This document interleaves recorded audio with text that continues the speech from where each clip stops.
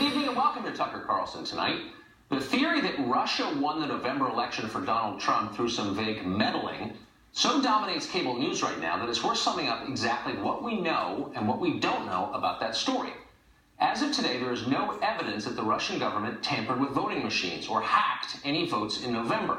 There is no evidence that Russia collaborated with Donald Trump or his campaign to win the election. There is no evidence that Russian propaganda swung a single vote away from Hillary Clinton.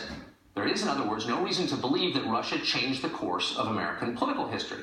There is merely innuendo and conspiracy mongering and connecting probably irrelevant dots. Lee Harvey Oswald spent time in Mexico City? Okay, but what does that mean exactly? Nothing significant that we know of. So why does this story persist, indeed grow by the day? One reason is that organizations like NBC News, and particularly its cable outlet, MSNBC, have gone to remarkable lengths to keep it alive. Ever see their programming? It's hour upon hour of segments like this. Rachel Maddow continues to investigate the Trump-Russia connection, exposing details. The Trump campaign didn't just benefit from Russia interfering in our presidential campaign. The point of this is they colluded. They helped. They were in on it. The reporting shows a disturbing pattern of rolling disclosure among the president's inner circle when it comes to their contacts with Russia. Because of Russian interference in our election. I have to say, tantalizing evidence of some kind of collusion. Continuing influence in our country, not just during the campaign, but during the administration. Basically signs of what could be a continuing operation. Well, it turns out there's more than a little irony here. Complaints from NBC about election meddling? Given that company's conduct over the past 6 months, that is a bit rich. Consider the infamous Access Hollywood tape.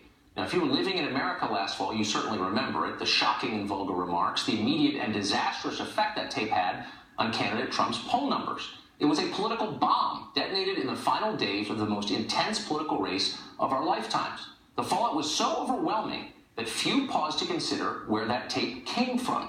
So let's consider that now. That tape belonged to NBC. It was shot by NBC cameramen for an NBC show on NBC property. So how did it wind up in the hands of the Washington Post, which broke the story? How, in other words, did valuable intellectual property from one news organization end up benefiting a competitor? Intentionally. That's the short answer. According to sources at NBC, the Access Hollywood tape was leaked to the Washington Post with the full knowledge of NBC brass. That would include news division head Andrew Lack.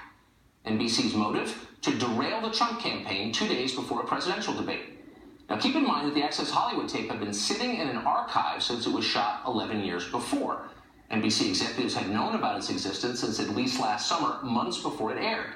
Concerned about being accused of partisanship and perhaps worried about California's strict wiretapping law, which prohibits the recording of subjects without their knowledge, the network sat on it. But as November approached, the temptation to shut down the Trump campaign became too much.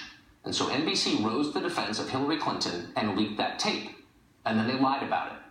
Now, if you're a news organization and someone stole the story of the year out of your office, wouldn't you want to know how that happened? You'd think you would. And yet, as far as we can tell, NBC News has never conducted a meaningful internal investigation into how that tape wound up at the Washington Post. That's because they already knew the identity of the leaker. It was them. Now, all of this is more or less common knowledge, or at least commonly suspected in the tiny world of the TV news business. As we said, Andrew Lack knew about it. So apparently did Today's Show anchor Matt Lauer. And yet until now, nobody bothered to tell the public.